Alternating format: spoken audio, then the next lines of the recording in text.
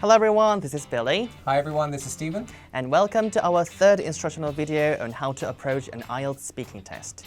In this third video, we're going to be looking at the next tip for how you should prepare to take the speaking test. Okay, so the third one is this one.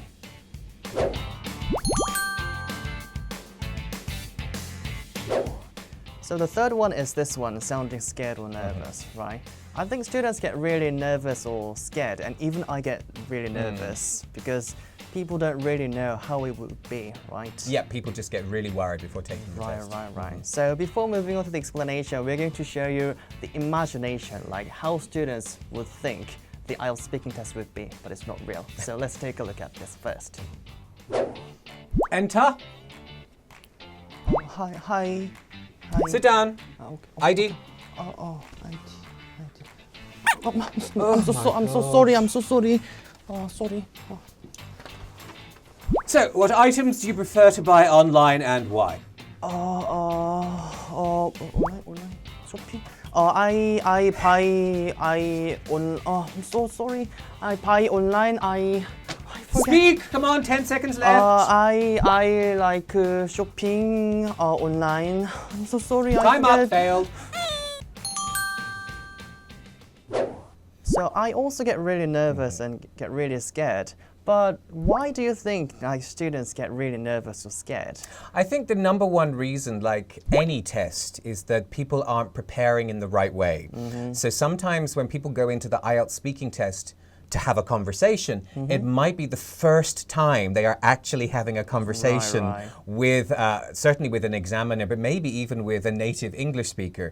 So I think people just get so worried that they can't do it, that they don't actually prepare to do it. Right. And also students would think the examiners would be really scary and really demanding, like in the imagination, right? But it's not real, right? Not like that at all. Each IELTS examiner is specially trained to be welcoming and to make the candidate feel comfortable, because it wouldn't be fair if the examiner had such a big personality or strong personality that everyone felt intimidated by them. They would be a terrible examiner. So now their job is simply to follow the instructions and to speak with you. And so all you should concentrate on is, okay, how can I answer the questions? How can I speak in the best way possible? Right. And like to avoid being nervous or scared, I think just studying IELTS would be the best way. But is there any other way to, get rid of like nervousness or being scared? Yeah, I think like any time that you have to perform, and everyone gets nervous when they have to perform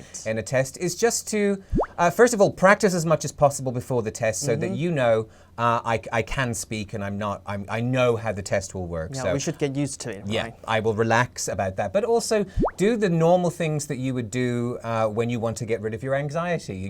Try and get a good night's sleep. Don't study all night before the test. Practice with friends, just listen to English language radio or TV. Just surround yourself with things. But also have a good breakfast. Make sure that you've drank enough water, that you're not dehydrated. And breathe. Before you go into the test, breathe. All over the world, students take language exams, and that is always the same piece of advice I've always been given.